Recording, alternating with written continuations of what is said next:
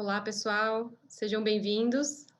Agradecemos a presença de todos aqui. Sejam bem-vindos ao primeiro webcast de resultados do Pátria Edifícios Corporativos.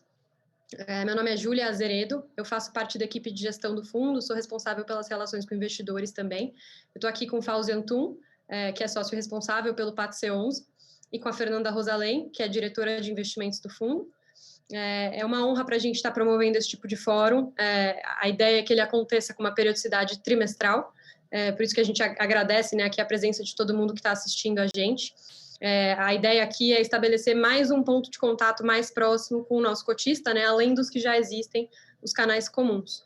Tá? A gente vai fazer uma apresentação sobre o Pátria e sobre o PAT C11, passando um pouco de detalhes sobre a nossa visão de mercado, sobre o status atual do fundo. A gente buscou, nessa apresentação, já responder grande parte das perguntas que a gente recebe nos nossos canais de comunicação, mailing, né, e telefonemas, mas, obviamente, a gente vai promover uma sessão de perguntas e respostas ao final dessa apresentação para os investidores que estão conectados aqui via Zoom Webinar, tá? A apresentação que a gente está utilizando aqui vai ser disponibilizada no site do fundo, tá? Depois do fechamento do mercado de hoje. E esse vídeo também vai ficar gravado no canal de webcasts do Pátria Edifícios Corporativos, tá? Bom, eu acho que a gente pode começar. Eu vou passar a palavra para o Fauzi Antum para a gente começar a nossa apresentação. Obrigado, Júlia. Boa tarde a todos. Um prazer estar aqui. Primeiramente, eu espero que vocês e suas famílias estejam bem, estejam com saúde. Nós vamos cobrir aqui, até para ser a apresentação inicial, a gente vai cobrir um pouco do Pátria Investimentos, né, que é a base de tudo aqui. Passar um pouquinho especificamente pela estratégia do PAT-C, e a carteira atual, a Fernanda vai comentar sobre isso. Vamos dar uma visão nossa do mercado de real estate, especificamente de escritório, e comentar um pouco do home office, que é um assunto super em voga. E, por fim, a gente termina com pipeline e projeções, tá? Então, se eu avançar, indo para a página 5, falar um pouquinho do Pátria para vocês. Não sei se todos conhecem, mas o Pátria é uma casa que tem 30 anos de mercado. Eu acho que o nosso principal foco aqui sempre foi em fazer coisas pensando no longo prazo, sempre com fundamento, né? Tentar acertar menos o curtíssimo prazo, né, a volatilidade do Brasil, porque depois de 30 anos a gente entendeu que o Brasil é um país volátil, né, e tentar acertar o curtíssimo prazo é um esforço hercúleo e muitas vezes em vão, né. Ao longo desses 30 anos, também a gente foi se adaptando conforme as oportunidades do país se apresentaram, e eu diria que nos últimos 20 anos a gente formou a sementinha do que o Pátria é hoje, que é uma casa de gestão de ativos alternativos, né? Se puder colocar em outras palavras, é uma casa para gerir investimentos no mundo real, não tanto no mundo financeiro, né? Então, como a página 5 mostra, a gente tem investimentos aí por volta de 40 bilhões de reais em empresas, através do nosso grupo de Private Equity. Nós temos por volta de 24 bilhões de reais em infraestrutura. Então, tanto empresas quanto ativos. Geralmente, os projetos são grandes o suficiente que ficam embaixo de empresa, né? Então, rodovias, construção e operação de navios, hidrovias, linhas de telecomunicação. No Private Equity, a gente tem todo o tipo de empresa, então, alguns nomes que o senhor já devem conhecer, Smart Fit, por exemplo, Faculdades Anhanguera já foi um investimento nosso, nós temos investimento em alimentação, Frutti, nosso real estate, né, que nós começamos já faz quase 20 anos, 4 bilhões de reais, né, tanto diretamente em imóveis, e eu vou falar um pouquinho mais sobre isso, quanto através de empresas, e temos outros investimentos por volta de 2,3 bilhões. Então, no todo, a casa hoje administra por volta de 70 bilhões de reais. Nós somos uma das maiores da América Latina, mas esse não é o nosso foco, a gente quer, independentemente do tamanho dar o melhor resultado para os nossos investidores.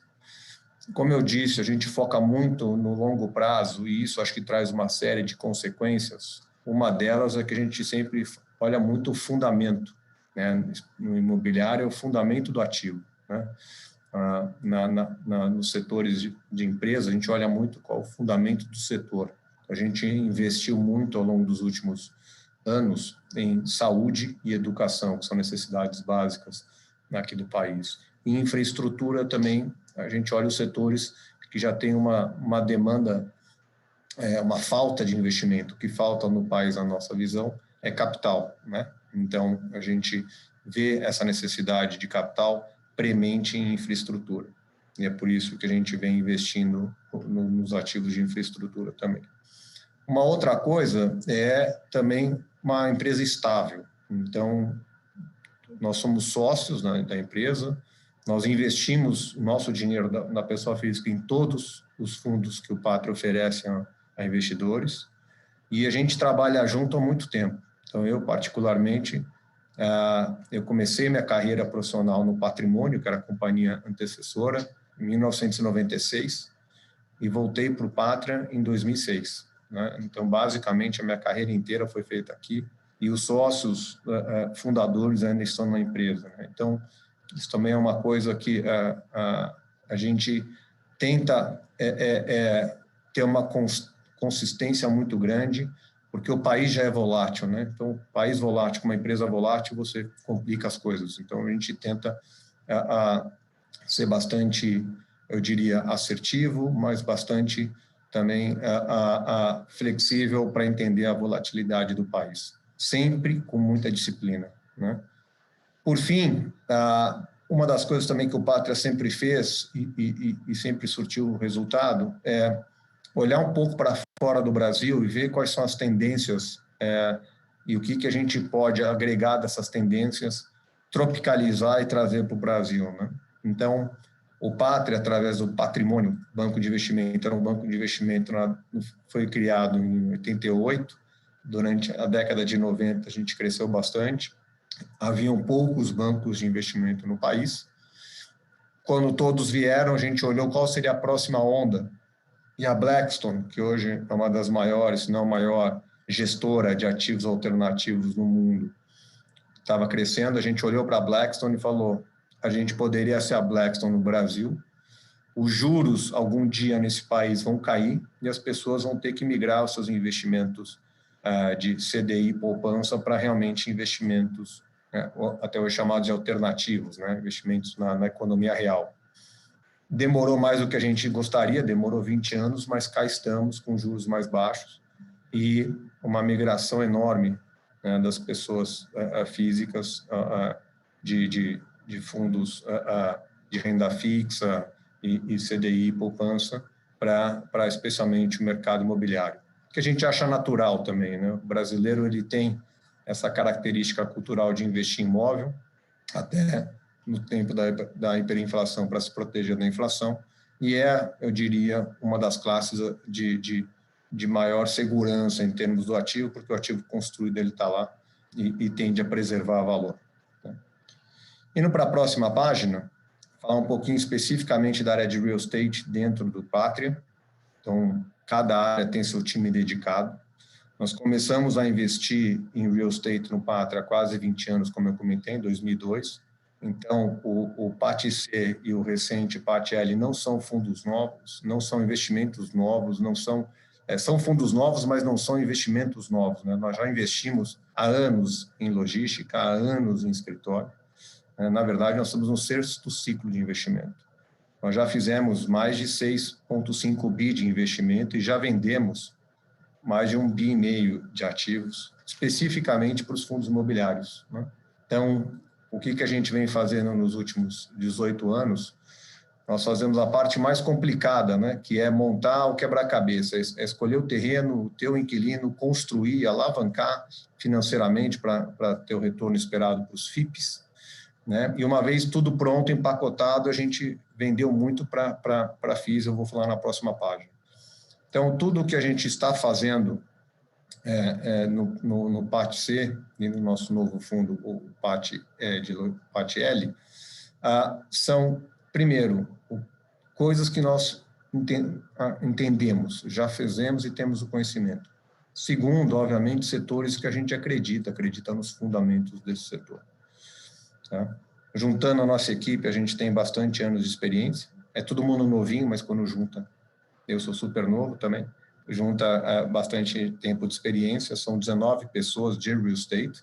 Também eu falei na época da captação, e continua sendo uma verdade, o tamanho do nosso fundo, se nós só tivéssemos o fundo, o FII PATC, nós não conseguiríamos ter esse tamanho de time, né? E aqui também, como é a situação do Pátria, nós temos sócios trabalhando por bastante tempo. Eu, como eu disse, comecei minha carreira nesse grupo e morei fora, estudei fora, mas estou de volta desde 2006, então faz 14 anos. É importante dizer que nós temos uma atuação diversificada em real estate, né? A gente não faz só escritório logística, mas a gente tem investimento em shopping centers também, em residencial através da Alphaville. Somos proprietários, junto com o Fundo Internacional, a Equity International, do maior self-storage do Brasil, o Guarde Aqui. Já fizemos build-to-suits de hospital e de campus estudantil. Então, a gente tem uma atuação diversificada. Isso é interessante porque, obviamente, conforme o ciclo, conforme a localização, o terreno, a gente tem um melhor uso daquilo. Então, saber de todos esses diferentes ativos imobiliários, acho que nos dá um edge aqui para fazer as transações. Na próxima página, aqui são 12 exemplos de coisas que nós fizemos e vendemos para fundos imobiliários. Apesar do nosso fundo imobiliário ter um ano de vida, a gente já fez bastante coisa e já vendeu para os grandes fundos imobiliários do mercado. Então, mais de R$1 bilhão de transação. E, como os senhores podem ver, tem todo tipo de imóvel aqui, como galpão industrial, galpão logístico, escritório, call center, hospital, né, e campus estudantil do IBMEC, por exemplo, no Rio. Então, a maioria desses, a gente trouxe um inquilino, muitos nós construímos com construtoras terceirizadas, fizemos operações financeiras de alavancagem, né, em cima desses ativos, né? Então, a gente correu mais risco, obviamente, todo calculado, construiu todo o projeto, inclusive com inquilino, contratos geralmente atípicos, e uma vez isso colocado junto, nós vendemos para fundos imobiliários. Próxima página, qual é o time? Os sócios, o Olímpio Matarazzo é um fundador do Pátria, está no grupo desde o patrimônio lá em 88. Eu comecei minha vida no grupo em 96 e voltei para o grupo em 2006. O Antônio também já está aqui há 13 anos conosco. Então, este é a liderança do time, especificamente para o PATC eu sou responsável, o logístico o Antônio é responsável, e aqui a gente tem a equipe do PATC, liderada pela Fernanda Rosalém, que está atrás dos investimentos, a Flávia, que cuida das locações, junto com o Marcelo também dos condomínios, é muito importante a gente administrar o custo condominial e também o SLA, e a Júlia, que faz todo o RI e os estudos de viabilidade com a gente. Além disso, a gente tem um time de suporte, que é um suporte para a área toda, que tem um advogado, Luiz Franciosi, que veio do Pinheiro Neto, Marcelo Jensen, que tem aí décadas de engenharia, passando pelas principais empresas do país, e o Rafael Aguiar, que veio do ITA, Buzalen e Racional, entrou no Pátria também, ele faz toda a parte de viabilidade, estudos financeiros, alavancagem, quando é o caso. Obviamente, aqui no fundo imobiliário não é o caso, por enquanto, a gente não viu nenhuma transação que necessitasse isso, mas, de qualquer jeito, a gente tem a capacidade de fazer tudo isso dentro de casa. A gente acha importante ter essa capacidade. Depois de apresentar o Pátria, na página 9, a gente muda para a seção para ir para a estratégia do PATC, e eu já pulo para a página 10, onde a gente fala um pouquinho de como a gente vê a estratégia de investimento do PATC. Né? Acho que a primeira coisa, do lado esquerdo da página, é importante você ter equipe. Então, nós temos uma equipe dedicada, com conhecimento sobre o mercado, que está todo dia falando com o mercado e vendo o mercado, vendo as transações, procurando transações. Mas é importante também ter processo. das coisas que a gente não queria é sair atirando para todo lado de uma maneira desordenada. Então, absolutamente tudo que nós fazemos tem um processo por trás, né? Um dos processos que eu vou explicar na próxima página é a seleção de imóveis, que passa por um scorecard, né, que nós desenvolvemos e fomos aprimorando, né? O processo também passa por parâmetros financeiros bem definidos, né? E sempre pensando no longo prazo, nunca pensando no curto prazo. O outro lado, que acho que é uma característica do fundo, que todos os senhores têm que ter uma boa visão sobre isso, é que este é um fundo primordialmente trabalhado na qualidade do ativo. Então, nossa visão é que ele é diferenciado e nós queremos continuar com diferenciado. Então, ativos muito foco na qualidade, A, AA e AAA, né, com renda, né, e com características mínimas. Então, na verdade, a gente tem, eu diria, os consultores do mercado que têm as classificações próprias, mas nós fizemos também as nossas próprias classificações e também colocamos características mínimas do imóvel, de pé direito, laje, ter ar-condicionado central, forro elevado, forro e piso elevado, uma relação de vagas. Obviamente, isso aqui muda com o tempo, né? Nós vamos atualizar esses requisitos mínimos, mas para dizer que, de novo, criamos o padrão para não nos sentirmos compelidos a fazer uma transação de ativos que não suprem os requerimentos de qualidade, porque tem um bom yield, tá? Então, a gente justamente criou os processos, os parâmetros para dar disciplina no processo, não agora, mas agora e para o futuro, né? E, obviamente, localização é muito importante. Não adianta você ter um ativo AAA no meio de Belfort Roxo, no Rio, você ter um ativo A na zona sul de São Paulo, ele vai sofrer com a ocupação, vai sofrer com os aluguéis. Então, também a gente foi bastante seleto em relação à localização. Então, nosso foco primordial hoje é São Paulo. Nos perguntam se algum dia a gente pode ir para o Rio. A gente adoraria ir para o Rio. Hoje, nós não vemos uma situação interessante de risco e retorno para ir para o Rio de Janeiro, né? E nem em outras capitais. Então, hoje o nosso foco é 100% São Paulo. Vai ser o foco do fundo São Paulo, podendo ter, dependendo da evolução das coisas, estou falando isso porque isso é um fundo perene. Então, dependendo da evolução das coisas, a gente olhar outras capitais, tá? Outra coisa que dentro de São Paulo não são todos os bairros que nós vamos olhar, são bairros selecionados, e a Fernanda vai tocar um pouco mais nisso, né? E a gente olha muito também como é o acesso dentro do bairro, como é o acesso, como é a localização do imóvel, que é o que eu vou falar na próxima página, na página 11. Nessa página, a gente mostra um pouquinho de uma parte da análise que nós fazemos, né, porque isso é só uma parte. O que nós criamos internamente foi uma avaliação, né, na medida do possível, prática e bem determinada, para que a gente conseguisse avaliar um prédio versus outro prédio, né, para que não caíssemos no achismo. Eu acho aquele prédio mais legal, aquele outro prédio mais legal. E a gente tentou ver isso muito da ótica do inquilino, né? E nós separamos basicamente em localização e a qualidade do ativo, né? Então, a localização, a gente olha a região, né? A gente olha dentro da região se ele está na rua principal, na rua secundária, se é uma rua de fácil acesso ou não é. Para veículos também, se é uma rua que tenha acesso ao transporte público por perto, metrô, ônibus, né? Se tem serviços, né?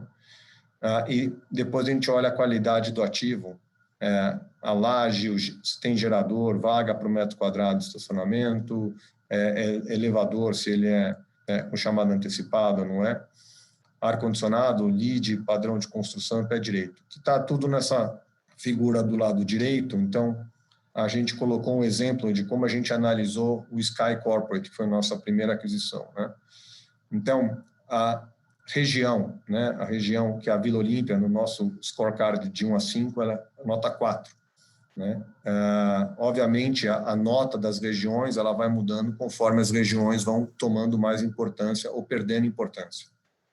A micro-região, ele ganhou nota 3, porque é uma rua secundária, não está, por exemplo, na Funchal, né? E essa rua também, o acesso dela ganhou nota 3, porque você não entra diretamente na rua, tem que fazer uma volta para entrar na rua. O transporte público é 5, porque tem 2 modulares, o ônibus e o trem, e os serviços também é 5, porque uma distância a pé você tem 2 shoppings, né? Fora todos os serviços da Vila Olímpia. Então, isso ponderado pelos pesos, a gente chega a uma média ponderada de localização de 8,3. E depois a gente olha todos esses quesitos técnicos aqui do imóvel em si, né? O tamanho da laje, então ela é nota 5, porque é acima de 1.000 metros quadrados, a eficiência da laje, então uma laje retangular, sem sacada e sem pilar interno, então a gente olha isso, que faz muita diferença para o inquilino, né? Como é que ele consegue fazer o test fit, quantas mesas e cadeiras eles conseguem colocar. Então, laje redonda, por exemplo, a gente não vai comprar, ou lajes muito recortadas, né, que tornem a utilização complicada, a gente também vai ter pouca nota no nosso scorecard. O prédio tem gerador para 100% do prédio, áreas privadas e áreas comuns. O critério de vaga para o metro quadrado locável, como ele tem, na verdade, ele tem mais de uma vaga para cada 35 metros quadrados, então ganha nota 5. O elevador é inteligente, com chamado antecipado, também ganha nota 5. Ar-condicionado, VRF, e assim foi. Chegamos a uma média ponderada do prédio 9,7, e fazendo a ponderação de localização e qualidade, chegamos a uma média ponderada desse prédio de 8,9. A gente dá mais peso para a localização, tá? É um pouquinho a mais dentro da nossa média aqui, localização vale mais que a qualidade do ativo, tá? Depois de feito esse scorecard, vamos para a página 12, a gente plota esses scorecards versus os aluguéis, né? É importante dizer que para a gente fazer um scorecard, a gente visita os imóveis.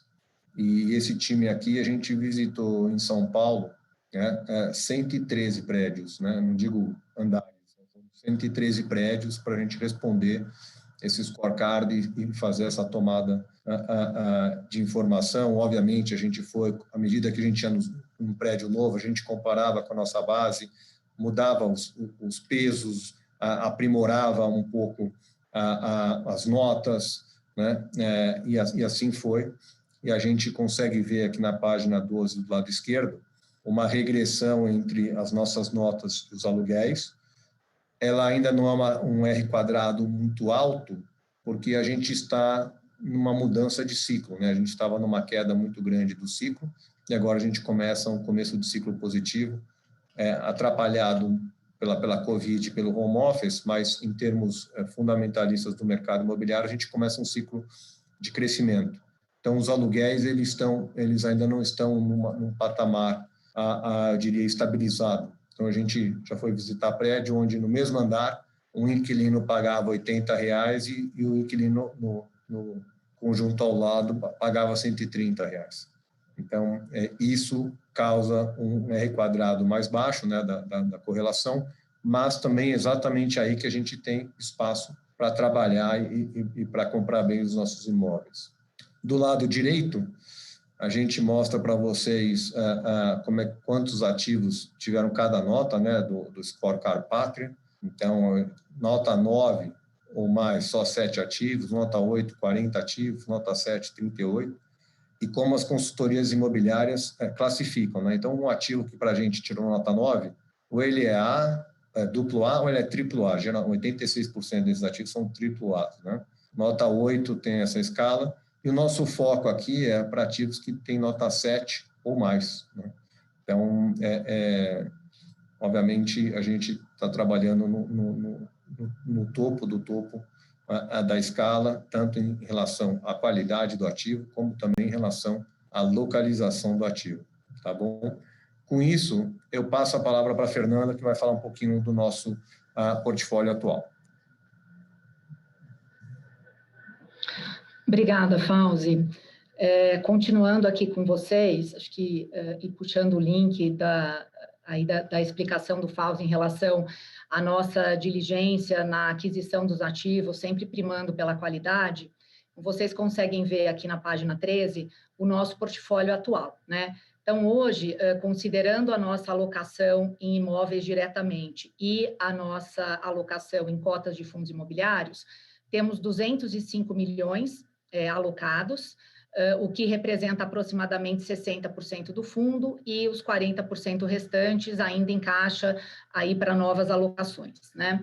Falando um pouquinho do portfólio imobiliário, ao longo aí do último ano, nós fizemos uma alocação de 170 milhões em ativos diretamente, resultando numa BL de 8.526 metros quadrados, e numa aquisição média de R$19 mil o metro, tá? E esses ativos, acho que é super interessante a gente passar um pouquinho por eles, que vai mostrar muito essa questão da nossa classificação e a classificação dada aí por outras consultorias, e aqui principalmente pela Buildings, que é o que a gente usa como referência, né? A nossa primeira aquisição foi o Sky Corporate. Nós temos hoje 2 andares no imóvel, locados para EDP. Então, é um imóvel duplo A, localizado ali na Vila Olímpia, na Rua Gomes de Carvalho. Um imóvel hoje 100% locado, né? Temos também na Vila Olímpia o Central Vila Olímpia, nós também numa classificação duplo A, tanto pelo nosso scorecard quanto pela Buildings. Temos um andar locado para a Onro, que é uma empresa japonesa, uma multinacional japonesa aí dedicada, focada em medicamento, fabricação de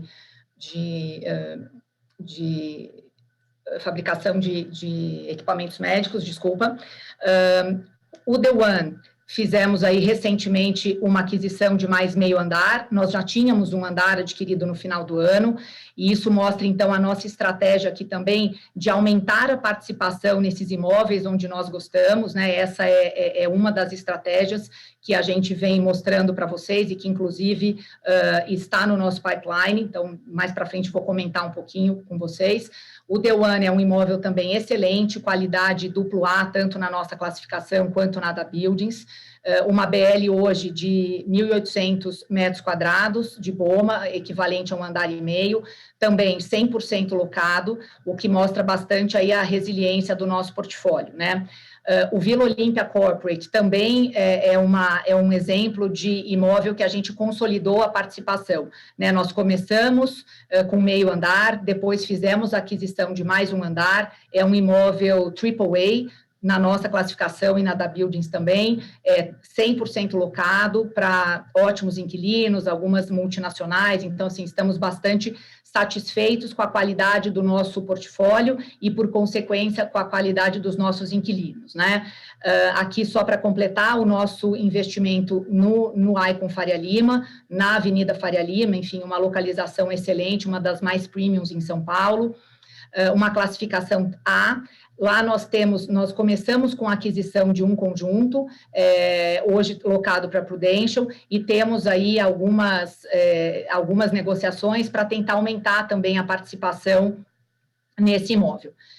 Então, acho que o grande recado aqui é que o nosso portfólio é bastante diversificado, uma qualidade excelente e a localização premium, e mostra 100% locado, mostra realmente que imóveis resilientes tendem a passar de forma menos turbulenta pelas crises e por momentos como esse, que é o que a gente tá vivendo hoje, né? Mesmo aí com toda essa pandemia, sabemos aí que várias empresas passando por problemas, reduzindo área. No nosso portfólio, a gente não teve nenhum caso assim, o que é bastante, acho que mostra aqui a resiliência e a escolha correta dos nossos ativos, tá?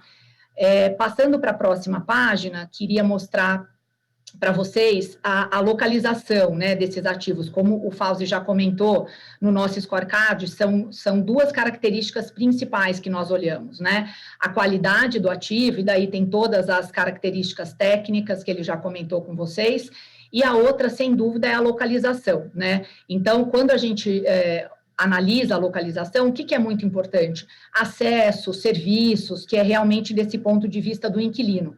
E aqui a gente pode notar, né, os nossos prédios são esses em vermelho, na apresentação, aqui são pintados em vermelho, todos eles muito bem localizados, né? Então, vemos aqui o Icon Faria Lima, ali na Faria Lima, também numa proximidade do Shopping Iguatemi, o The One, que está a meio quarteirão da Faria Lima, ele está muito próximo também da região ali da Vila Olímpia, onde também tem uma série de serviços disponíveis. O Central Vila Olímpia e o Vila Olímpia Corporate, eles estão, né, a um quarteirão do Shopping Vila Olímpia, o Vila Olímpia Corporate exatamente na rua de trás e o Central Vila Olímpia na frente. O Sky, ele também é muito próximo do Shopping JK, assim como os outros aqui da Vila Olímpia. Então, acho que a grande mensagem aqui é que realmente a localização é muito premium e é uma localização desejada por inquilinos, são localizações e regiões hoje com vacância muito baixa, inclusive. Tá? Então, eu acho que existe aqui uma concentração hoje do portfólio em Itaim, né, Vila Olímpia, Itaim aqui pegando uma parte da Faria Lima, mas na nossa visão, estamos concentrados nas regiões mais premiums de São Paulo. Tá? E, como comentei antes, né, uma outra alocação que nós fazemos aqui também é a alocação em fundos imobiliários. Então, passando aqui para a próxima página, vou passar a palavra para a Júlia também, para que ela comente um pouco mais a nossa estratégia em relação aos fundos imobiliários. Legal, obrigada, Fê. Bom, acho que a gente veio fazendo, né, o parceiro já tinha uma estratégia desenhada de alocação em cotas de fundos imobiliários desde o seu lançamento, né, a gente pensa nessa vertente como uma frente de atuação para o investimento aqui do fundo, mas a verdade é que até então a gente não tinha conseguido colocar essa estratégia em prática, muito por conta de preço, né, eu acho que durante aí esses últimos meses a gente fez ótimas alocações em um volume relevante aqui para o fundo, e aí quando a gente fala do ponto de vista de estratégia, né, a gente dividiu nossa estratégia de alocação em duas principais frentes.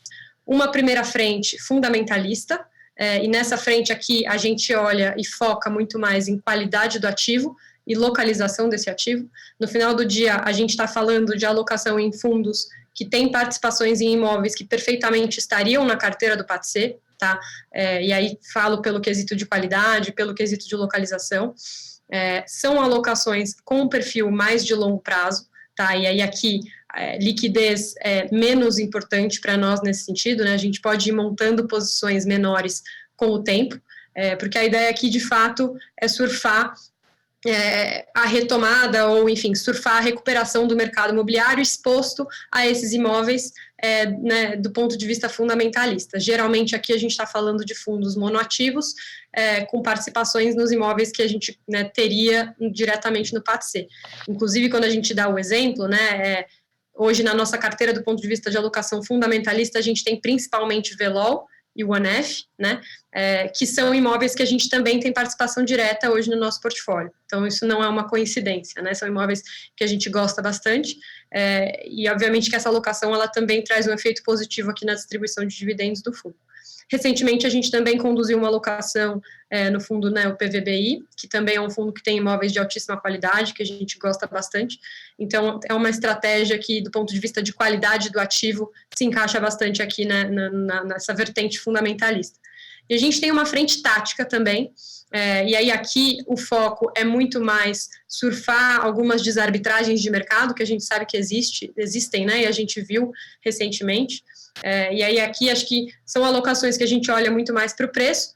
A gente mantém sempre o crivo de lajes corporativas, tá? Então, em ambas as estratégias aqui, a gente está falando de investimentos em fundos imobiliários que investam exclusivamente em lajes corporativas, mas a ideia aqui na frente tática é surfar um pouco mais de preço. Então, a gente tem um preço de entrada e um preço de saída definido, e a ideia é entrar e montar, né, montar e sair dessa posição entre um curto e médio prazo aqui, à medida que a gente consiga uma recuperação de preço em bolsa, tá? Por isso, liquidez é muito importante.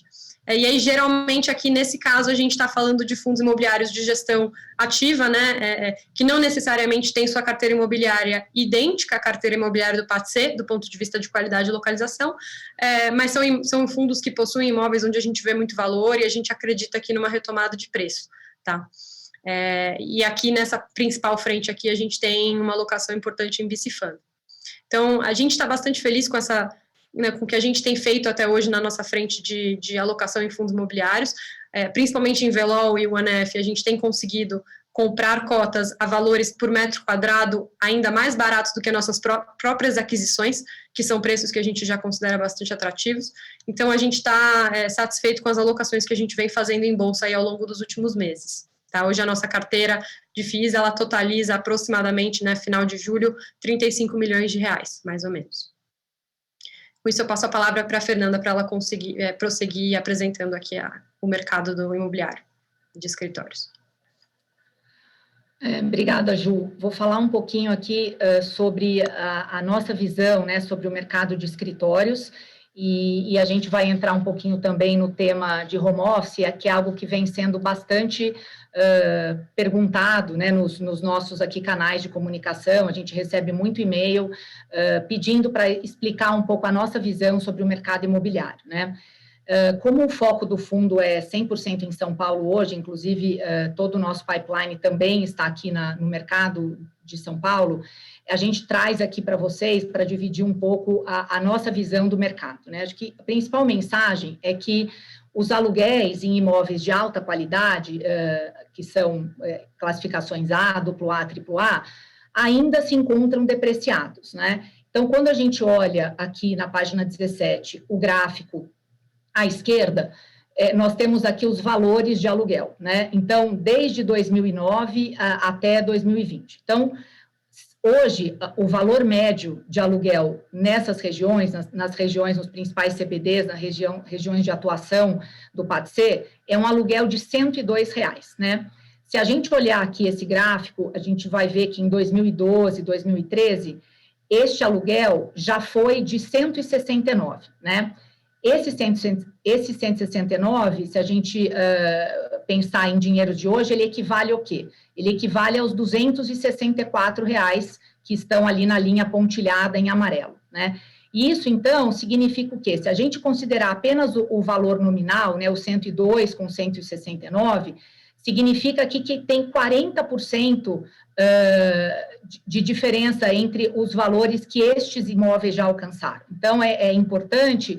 dizer que os imóveis, eles estão, sim, ainda num valor depreciado, então, mesmo com potenciais aí, dificuldades, até por conta de pandemia, nós estamos num momento de aluguel baixo. Então, significa que a gente não acredita em reduções de aluguel. A gente, na verdade, acredita que esse aluguel, num ciclo aí nos próximos anos, ele vai voltar para patamares de mercado, para patamares que sejam mais justos, que consigam realmente remunerar o proprietário deste imóvel da maneira adequada.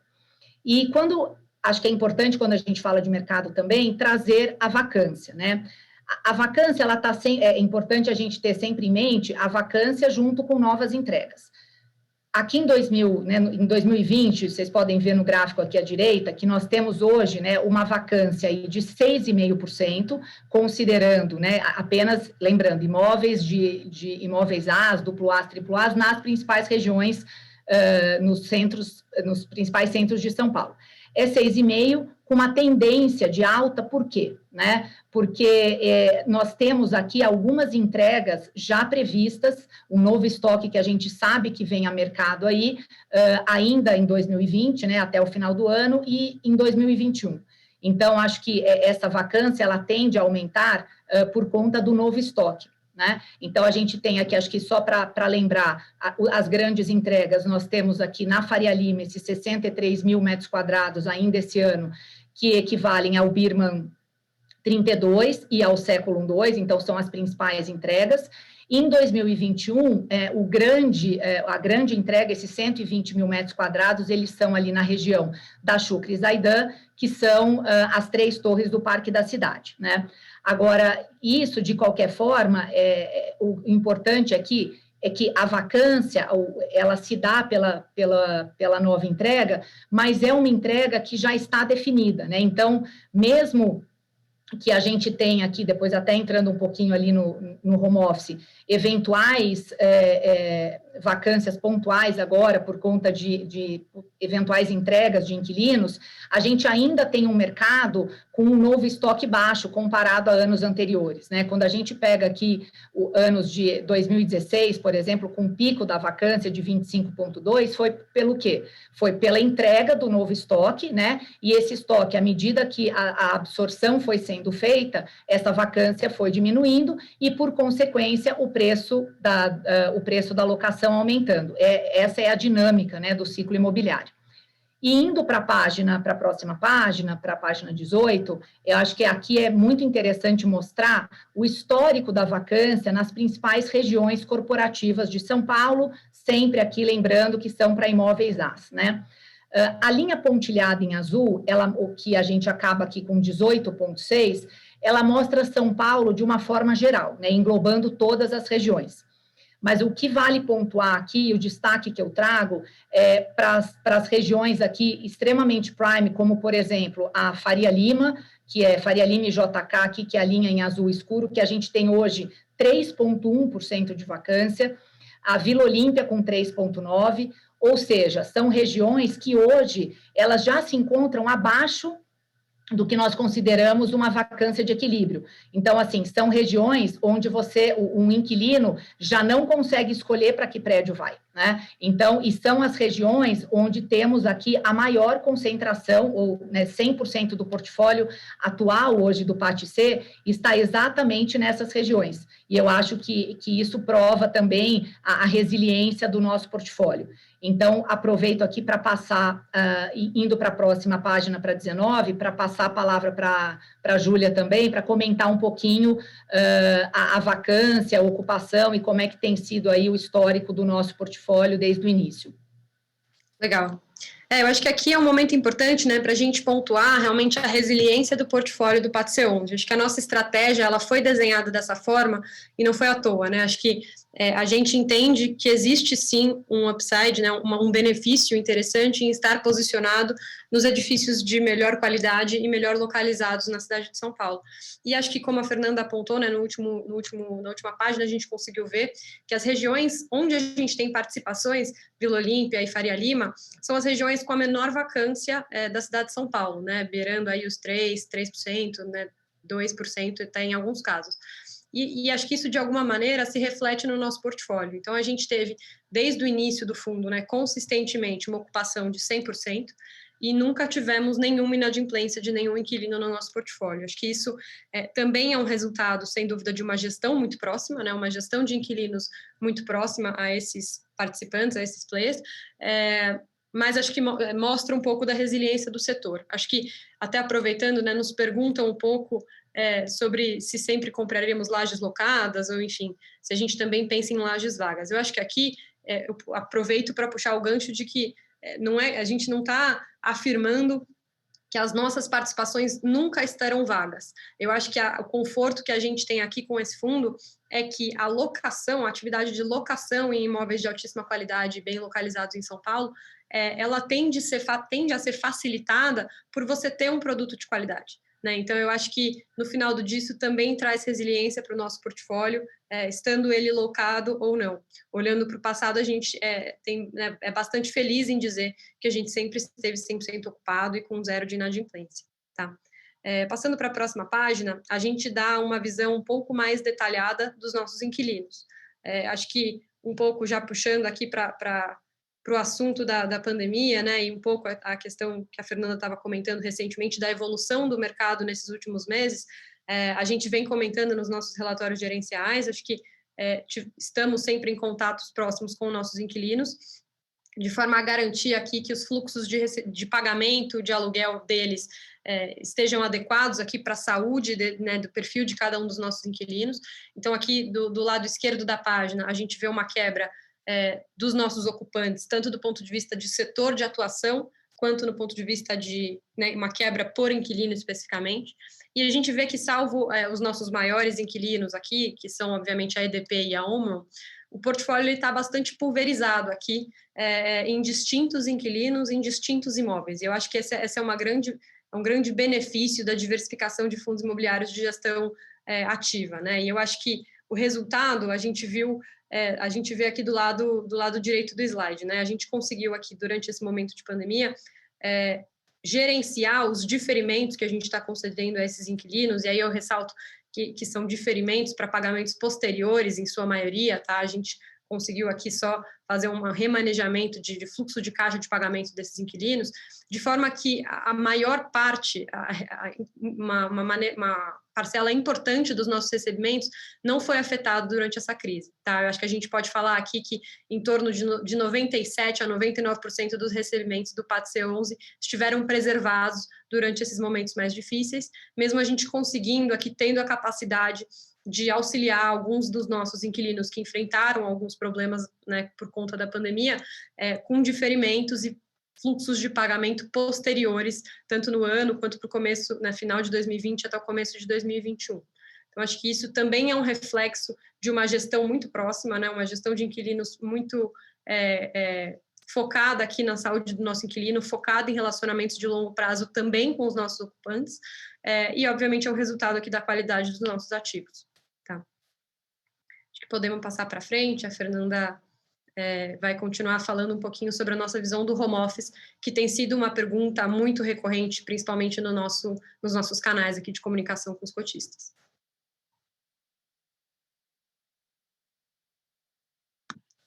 Oi, desculpa, estava no mudo.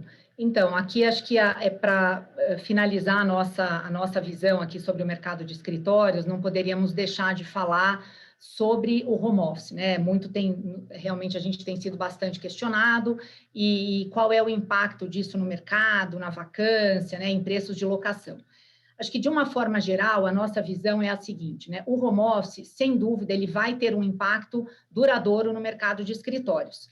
E, com certeza, haverá flexibilização do local de trabalho, né? Então, acho que isso, a tecnologia nos mostrou que é possível trabalhar do escritório, de casa, de outros lugares, então isso, com certeza, veio para ficar. Mas o ponto é que o impacto numérico dessas alterações ainda não está claro, porque acho que tem algumas variáveis aqui que a gente precisa considerar. Que a disseminação da cultura da empresa, né, o contato entre os colaboradores, a integração, eles são muito importantes, né, muito importante para a preservação da empresa, para a marca, para a continuidade dos negócios, e isso realmente só é possível ser feito no escritório, né, o contato, a integração das pessoas, ela necessariamente precisa de um escritório físico, né. Um outro ponto importante é que nem todo home office ele se transforma em redução de ocupação, né? Não é simplesmente uma análise direta. Tenho uma pessoa em home office, então eu estou aqui reduzindo a metragem que essa pessoa ocupava no escritório. Não é verdade, por quê? Porque você só consegue fazer essa analogia se realmente você implementar mesas rotativas, né? Porque se enquanto um funcionário estiver em casa, mas o lugar dele no escritório estiver ali demarcado, isso não vai ser reduzido em diminuição de área. E nem todas as empresas, né, gostam dessa rotatividade, e hoje, principalmente momentaneamente, também tem uma questão aqui sanitária que, obviamente, está sendo levado muito em consideração, né? Acho que, por outro lado, também tem aí um impacto de que está havendo um maior distanciamento entre as pessoas, né? Todas as empresas que estão voltando para os escritórios já estão adequando seus novos espaços para que realmente o espaçamento, o distanciamento entre os colaboradores seja maior do que anteriormente, né? E acho que uma outra questão é que, como eu comentei, né, a tecnologia veio para ficar. Então, todo mundo acho que deve ter presenciado reuniões, né, virtuais, vários aí aplicativos que possibilitam isso. E quando isso, no retorno para o escritório, com certeza isso vai continuar, né? Você vai provavelmente deixar de fazer uma reunião, você precisava se deslocar em São Paulo às 6 da tarde num pico de trânsito, você vai passar essa reunião para uma reunião virtual, que a gente sabe que funciona muito bem. Mas para isso, provavelmente, você também vai precisar num escritório escritório um número de salas de reuniões menores, mas um número maior de salas. Então, tem uma série de adequações que vão precisar ser feitas para que todos esses impactos aqui do home office consigam realmente permanecer, né? Então, acho que, de qualquer forma, não é um impacto direto, né? É o que eu estava comentando. Então, não é porque existe home office e porque a tecnologia vai passar a ser usada de maneira até mais eficaz, que necessariamente não haverá mais escritório, né? E tem um outro ponto bastante importante aqui, que é o seguinte: independente disso, existem alguns indicadores de mercado que eles favorecem, sem dúvida, o investimento em lajes corporativas, né? Um deles é a falta de terreno, principalmente em regiões nobres, como, por exemplo, é o caso aqui de Faria Lima, JK, né? E isso faz com que a falta de terreno faz com que no ciclo imobiliário em curto ou médio prazo, a gente vai ter uma oferta reduzida de espaços. É o que a gente viu aqui. Nós já sabemos o novo estoque que vai ser entregue nos próximos anos, não tem mais coisa para ser entregue. Então, isso com certeza, a redução de novos espaços também faz com que os espaços atuais fiquem mais valorizados, né? Também temos que levar em consideração o ambiente macroeconômico, né? A taxa de juros hoje, acho que a mais baixa de toda a história, com certeza vai expandir múltiplo. Quando a gente fala expandir múltiplo, é o quê? Os cap rates praticados hoje, eles não acompanharam ainda essa redução da Selic, né? Não é também, de novo, uma relação tão imediata, mas com certeza isso vai acontecer. Então, ainda estamos fazendo transações, e principalmente aqui as do PATC, falo com bastante propriedade, todas elas ainda feitas em preços abaixo de custo de reposição do imóvel. Então, isso aqui é um indicativo também muito grande do potencial do mercado de lajes corporativas, né? Mas, dito isso, eu acho que qual é a nossa visão sobre o impacto, né? Como é que haverá um impacto aí na locação e nas ocupações? As curvas de locação, na nossa visão, elas ainda devem apresentar um crescimento real, até porque, como eu mostrei no slide anterior, o valor médio hoje nessas regiões premium é muito baixo, né? E muito abaixo do que já foi em momentos anteriores. Então, na nossa visão, haverá sim um crescimento real do aluguel nas regiões premium, mas vai ser num ritmo mais reduzido. Aquilo que antes a gente imaginava acontecer em 2, 3 anos, hoje a gente já consegue colocar uma curva maior, né? De pelo menos 5 anos. E por conta de tudo isso aqui que eu falei, principalmente em relação ao novo estoque que vai ser entregue, que não é muito, as vacâncias, mesmo que a gente considere aqui uma eventual entrega de áreas agora, elas devem permanecer ainda abaixo de patamares de equilíbrio, né? O mercado considera um patamar, uma vacância de 10%, um mercado em equilíbrio, onde você tem boas negociações entre inquilinos e proprietários. Como a gente viu ali anteriormente, algumas regiões como JK, Faria Lima, estão hoje com vacância inferior a 5, né? Então, mesmo que a gente tenha potenciais entregas e mesmo com o novo estoque chegando, essas vacâncias ainda devem permanecer ou no patamar ou um pouquinho abaixo do patamar de equilíbrio. Então, na nossa visão, é um mercado que continua, é um mercado que agora pode passar momentaneamente por uma vacância talvez um pouco maior, mas isso vai ser absorvido. Então, acho que fica aqui a nossa visão sobre esse assunto do home office que vem sendo aí bastante comentado, tá? E prosseguindo aqui na nossa apresentação, acho que a gente entra no próximo tema, que também acho que é aqui do interesse de todos e onde também recebemos vários questionamentos, que é sobre pipeline e projeções, né? Então, como eu comentei no slide anterior, hoje nós temos aí por volta de 40% do caixa do fundo, 40% do fundo em caixa, e estamos aqui trabalhando ativamente para que essa alocação seja feita da melhor forma possível e da forma mais rápida, né? Nós temos aqui um cronograma de alocação de 100% desse caixa até o final do ano. Pode ser que a gente consiga alocar antes, mas eu prefiro aqui deixar o cronograma até o final. De novo, lembrando que assim, a diligência na escolha dos ativos, ela continua, aquele processo passado, né, de scorecard, de negociação, de entender localização, qualidade, que tipos de inquilino aquele imóvel atrai, ela continua, e é isso que nos dá base para trazer bons imóveis para o fundo. Mas dando um pouco de cor aqui, hoje nós temos um pipeline de aproximadamente 1,5 bi, 1,460, é um pipeline muito superior ao volume hoje em caixa, mas isso é normal, a gente sempre teve essa relação, porque sabemos que muitas transações acabam morrendo no caminho, até porque são algumas transações, nós sabemos que é uma negociação direta nossa com o proprietário, outras transações são transações que a gente sabe que estão no mercado, que são transações aí que existe um processo competitivo, mas acho que, de qualquer forma, o que vale comentar aqui, 100% do pipeline hoje está localizado em São Paulo, nas principais regiões, né? Temos aqui, acho que na região da Chucre, uma transação por volta aí de 400 milhões, uma concentração muito grande aqui de transações na Faria Lima, Itaim, JK, que já é uma região onde a gente está e pretende aumentar a participação.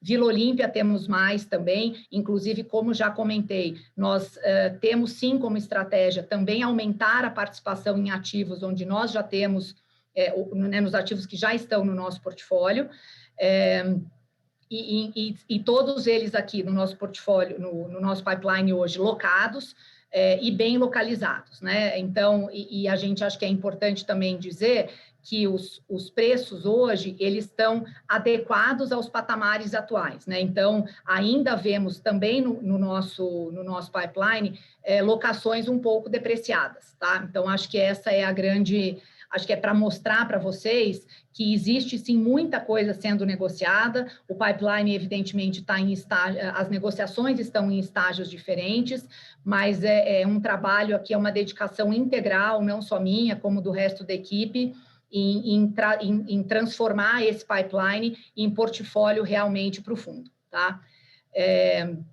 Então, acho que com isso, eu passo aqui para a próxima página, para falar um pouco como é que ficam, então, com essas novas alocações, a nossa projeção de distribuição de dividendos, e vou pedir aqui para a Júlia também falar um pouquinho sobre a nossa estratégia e o que a gente imagina, uma vez que o fundo esteja 100% alocado. Legal, acho que é isso, né? Para finalizar a nossa apresentação aqui, a gente acha importante dar para o cotista uma visão aqui de distribuição, né? Hoje aqui, nesse slide, a gente consegue ver uma quebra, né? Então, hoje o nosso imóvel de portfólios imobiliários, ele é muito bem remunerado na nossa carteira, né? Ele gira aqui em torno do 7,2% de cap rate, e a gente tem uma carteira de fundos imobiliários, contribuindo aqui também para a geração de dividendo, e obviamente a gente tem os recursos em caixa. A gente costuma falar bastante para os nossos investidores, né? Acho que é bem importante esse assunto da alocação do pipeline, porque, de fato, é importante a gente ter os interesses dos nossos cotistas alinhados à estratégia do fundo imobiliário, né, específico que esse cotista investe, né? Então, preferimos aqui manter o foco no longo prazo, e a gente gostaria que os nossos cotistas tivessem a mesma visão. Acho que, nesse sentido, é importante ter bolsos que pensam e olham para o longo prazo, olham para a resiliência, olham para a qualidade dos ativos que a gente tem conseguido trazer para dentro do portfólio, e é um preço muito atrativo, né? Eu acho que esse é um fator importantíssimo quando a gente fala de alocação.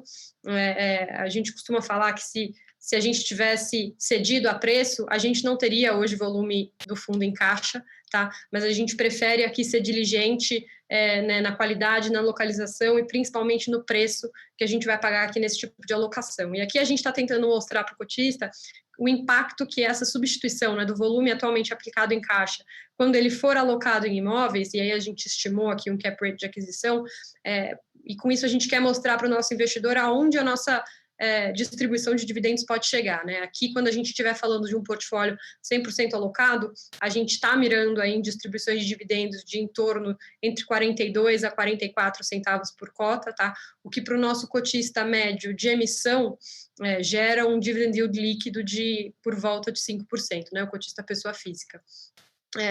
Então, eu acho que aqui, de novo, a gente reforça, eu acho que esse é um ponto super importante, né? A gente prefere fazer aquisições a preços que a gente acha atrativos, mesmo que isso demore 1 ou 2 meses a mais, para garantir que lá na frente a gente vai trazer um risco-retorno para o nosso investidor bastante adequado para o tipo de ativo que a gente está colocando em carteira, né? Acho que a gente leva isso muito a sério e a gente vai continuar fazendo isso.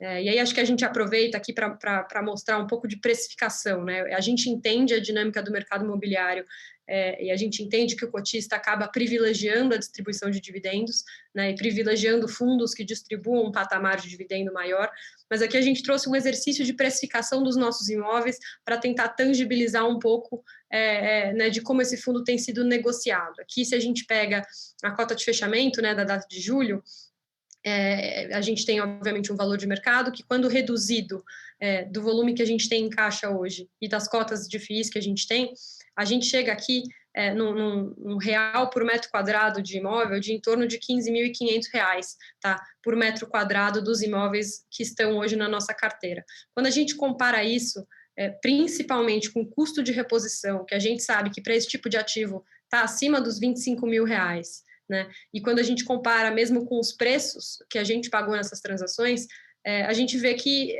é um preço que é bastante reduzido aqui, eu acho, né? Então, eu acho que, do ponto de vista de perfil de investidor, a gente prefere que o investidor pense no longo prazo, mesmo que ele abra mão de 2, 3 meses, 6 meses de dividend yield, para poder, né, para a gente poder garantir para esse cotista uma alocação de qualidade a bons preços em ativos que a gente acredita para o futuro, tá? Eu acho que, quando a gente fala de fundo, eram esses os conteúdos que a gente gostaria de passar.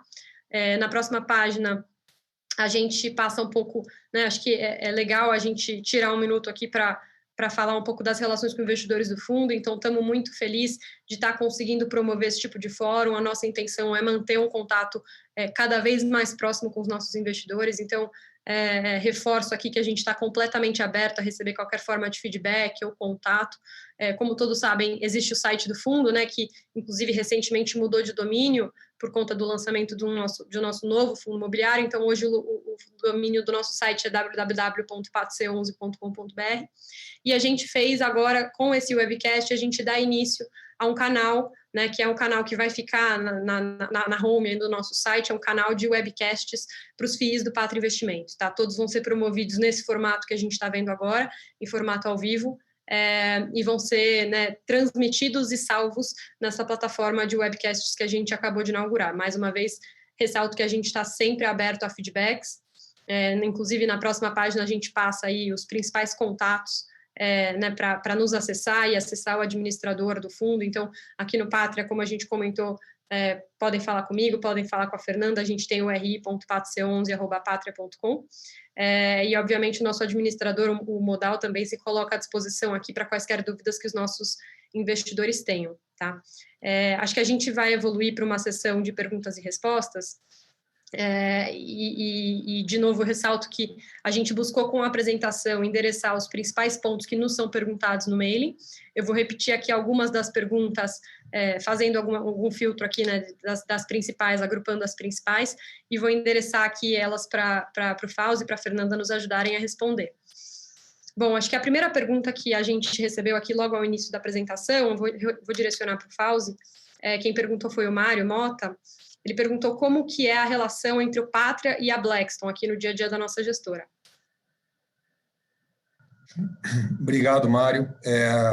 Bom, a Blackstone já é sócia do Pátria há 10 anos. O Pátria, o Grupo Pátria, sempre gostou dessa ideia de sócios locais que conhecem o Brasil e trabalham, né? Então, todos os nossos sócios trabalham, né? Mas com uma visão global. Então, lá atrás, no Banco Patrimônio, nós tivemos como sócios a Salomon Brothers, o CIBC Oppenheimer, e quando nós nos transformamos de banco de investimento, na verdade, vendemos o banco de investimento para o Chase Manhattan, e começou a ideia do Pátria como asset manager, justamente olhando para Blackstone, a gente procurou a Blackstone, na nossa visão, já lá atrás, como melhor parceiro, fomos namorando a Blackstone, né? Até que em 2010 a Blackstone companhia, não o fundo da Blackstone, né? Ela se tornou sócia, ela é sócia minoritária, uma sócia relevante, mas minoritária do Patria. Os sócios aqui locais, as pessoas físicas, é que tem mais de 50%. Nosso contato é bastante próximo, nós temos canais abertos, cada área com a sua respectiva área. Na Blackstone, temos reuniões trimestrais de resultado em alinhamento de estratégias, né? Dito isso, o Patria e a equipe do Patria, ela tem total ingerência para fazer investimentos e desinvestimentos em qualquer área. Então, a gente não depende da Blackstone, né? Então, a gente usa o nosso irmão maior, né? Até para falar de assuntos como home office, etc., infraestrutura, entender o que está acontecendo lá no mundo, ter uma visão mais abrangente do que só o Brasil. Legal, bacana. Bom, acho que partindo para a nossa próxima pergunta aqui, vou passá-la para a Fernanda. O Giorgio Souza nos perguntou se o fundo, né, o PATS 11, tem intenção de adquirir ativos como um todo e não somente um percentual deles. Bom, a gente não tem nenhuma restrição, né, em relação a participações menores ou maiores, né? Sem dúvida, acho que à medida que o fundo vai crescendo, a gente tem como estratégia clara aumentar participações em ativos, os que já estão no nosso portfólio, e passar também a mirar ativos maiores, né? Assim, acho que participações maiores, prédios todos.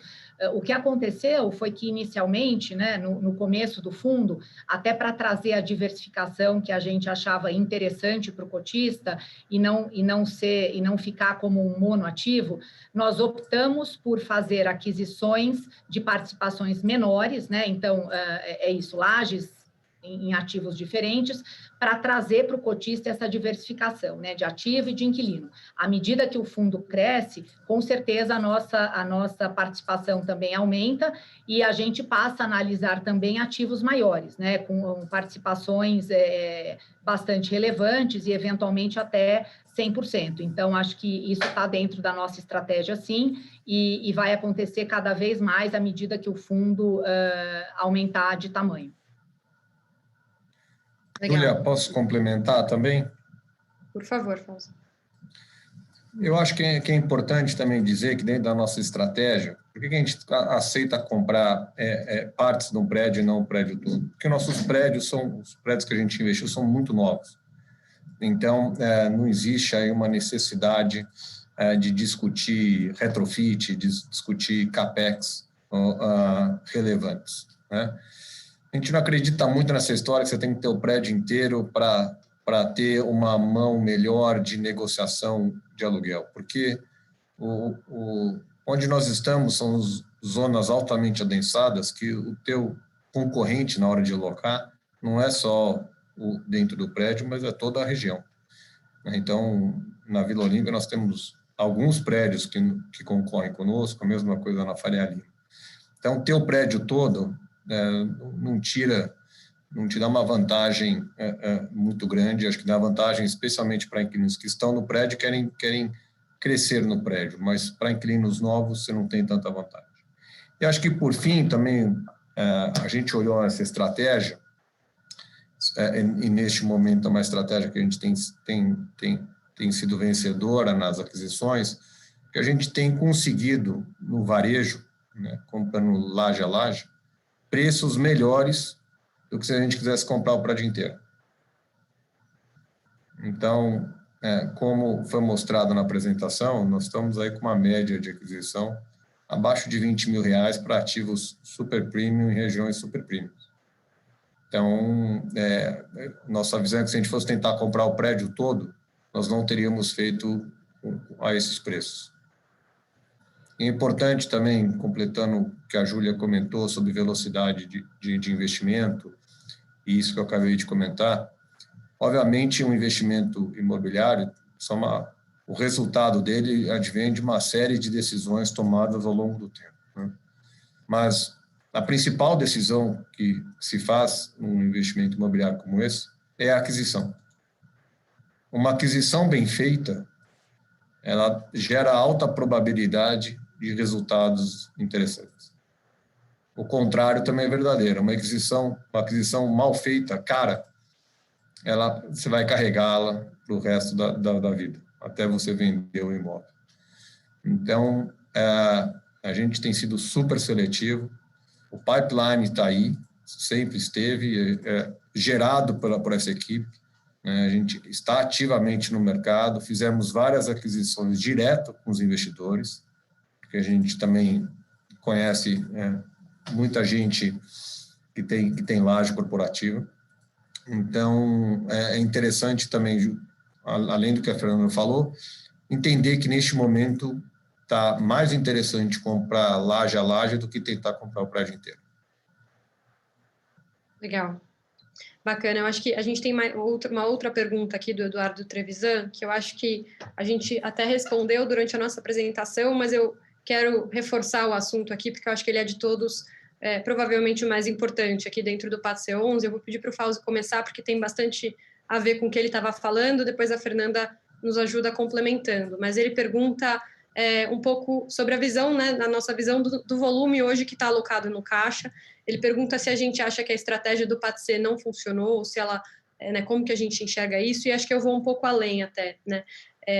Eu peço até para vocês dois darem uma cor aqui de como vocês enxergam o PATC, né? Como vocês enxergam essa posição de caixa do PATC olhando para frente, quando a gente fala de negociação de preço com proprietários de lajes. Vou pedir para o Fausto começar e a Fernanda nos complementa depois. Ótimo. Obrigado, Eduardo, pela pergunta. Sim, é uma pergunta relevante. Se a gente está confortável em ter essa posição de caixa, não estamos. O nosso assunto diário, nas nossas reuniões diárias, o primeiro assunto é pipeline.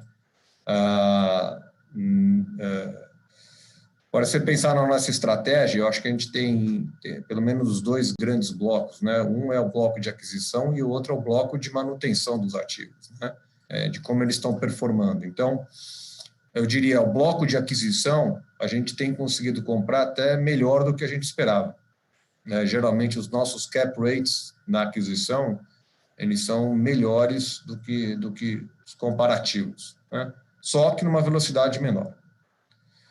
E do outro lado, o lado da operação do ativo, da manutenção, né, de como a gente gera esse ativo, eu acho que tem sido muito bem sucedida. Passar por uma crise como essa que a gente passou, com zero de vacância, com zero de inadimplência, com poucos pedidos de deferimento de aluguel. Então, tem funcionado muito bem, ou seja, a qualidade dos nossos ativos tem se mantido, tem se provado, né, através desse cash flow. Agora, é importante dizer que sim, a gente está preocupado e, de novo, o que acontece aqui é que nós estamos querendo comprar para este fundo os ativos mais líquidos do mercado brasileiro imobiliário. Quando a gente compra uma laje de 15 a 20 milhões de reais, a gente está concorrendo com uma série de potenciais compradores, inclusive pessoas físicas, que têm o dinheiro. É diferente de você comprar um shopping inteiro, que são centenas de milhões de reais, com uma operação complexa, ou comprar um galpão logístico, né, fora das grandes capitais, que tem um conhecimento muito específico sobre logística, né, até para quem vai alugar. É diferente de comprar uma laje na Faria Lima. Laje da Faria Lima temos nós e mais uma série de potenciais compradores alinhados. Então, nós temos que fazer uma decisão. Ou nós estamos muito bem posicionados por conhecimento de mercado, por uma captação de negócios ativa e com dinheiro no bolso, para que a gente consiga fazer essas aquisições a preços baratos, vamos dizer assim, ou a gente pode abrir mão de uma dessas questões, né? Abrir mão de time, ou abrir mão de dinheiro, e aí ter que convencer um vendedor de um ativo muito líquido a ficar esperando a gente captar o dinheiro. Esta dinâmica, ela é especialmente importante para o tipo de ativo que nós queremos comprar, né? Como eu disse, como a visão é que a compra ela é muito importante para o resultado futuro, a nossa visão é de ter caixa para que a gente consiga, de uma maneira eficiente e rápida, fazer as ótimas aquisições. Tá?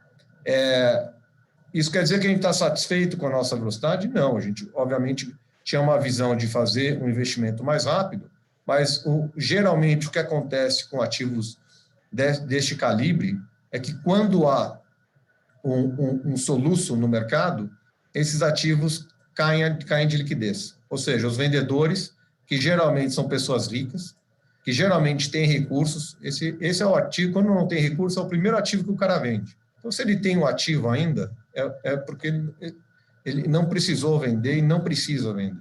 Então, quando há questões como o coronavírus, por exemplo, os vendedores se retraem para esperar e ver o que vai acontecer. Então, sim, eu acho que a crise ela nos atrapalhou em termos do nosso pipeline. Acho que um outro ponto também, que na minha visão é mais passageiro, é que, como o fundo começou pequeno, né, ele ainda é um fundo pequeno, o caixa hoje, ele pesa, ainda mais com menor taxa de juros da história do país. Mas, à medida que a gente vai crescendo no fundo, a gente quer ter caixa para poder, como eu disse, fazer as aquisições. Mas esta porção de caixa, ela vai ser, obviamente, proporcionalmente menor do que ela é hoje. Então, essa é a nossa estratégia. Para comprar bem, a gente precisa estar lá na hora certa e com a grana. Né? Se a gente não quiser ter a grana, aí talvez a gente não compre tão bem. No longo prazo, nos parece que a melhor estratégia é sim ter um pouco de grana para fazer as ótimas aquisições que a gente está procurando fazer para os senhores.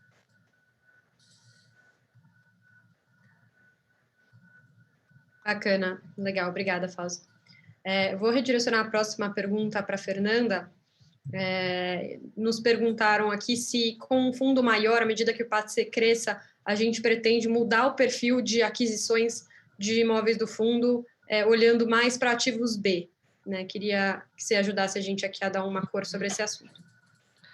Não, bacana, importante a pergunta.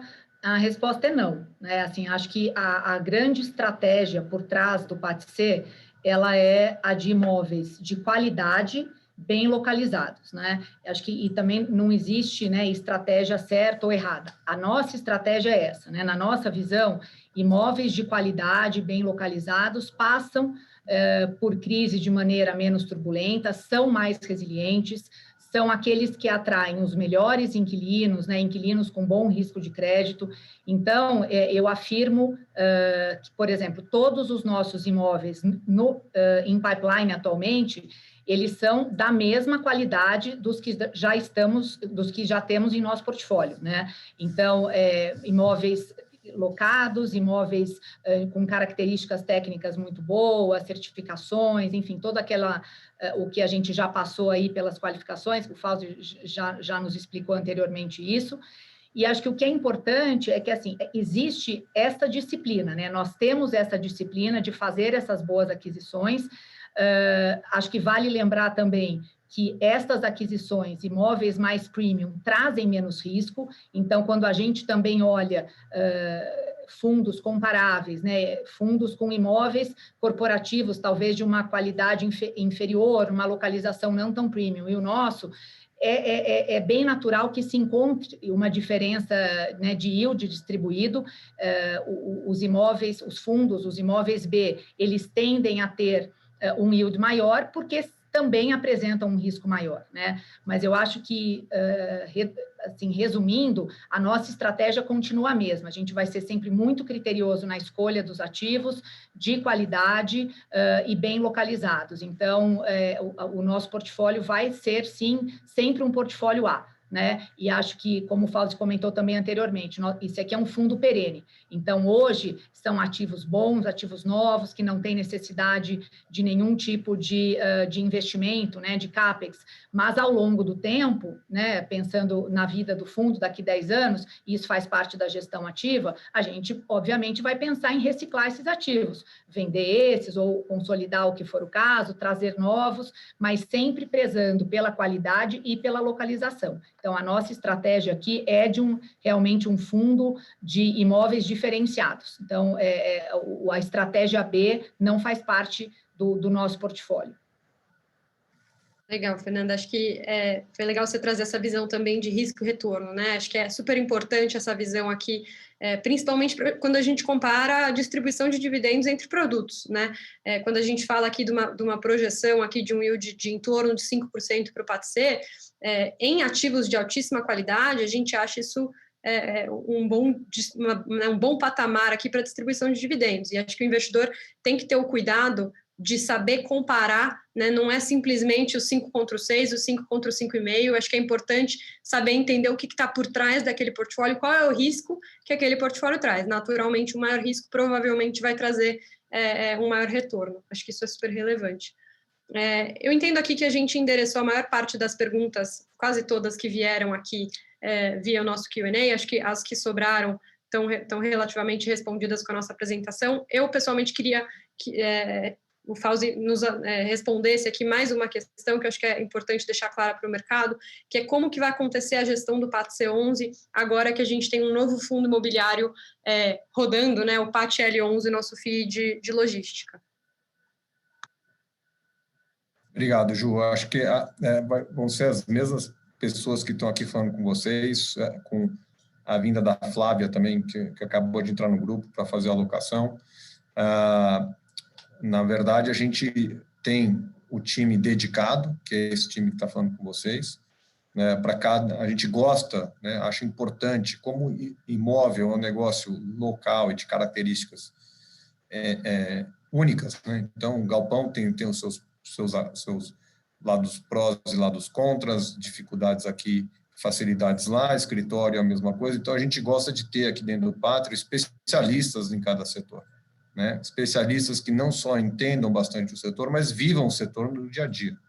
É importante estar no mercado, ser a primeira ligação que o corretor faz, ser o primeiro nome que o vendedor do imóvel vai ligar para oferecer um imóvel. Então, a nossa visão é ter times de especialistas e dedicados aos produtos, tá? Então, nossa visão é que este time aqui, conforme o PATC cresce, ele só tende a crescer e ter um time mas sempre dedicado a ele, com suporte, eu diria, de questões não críticas.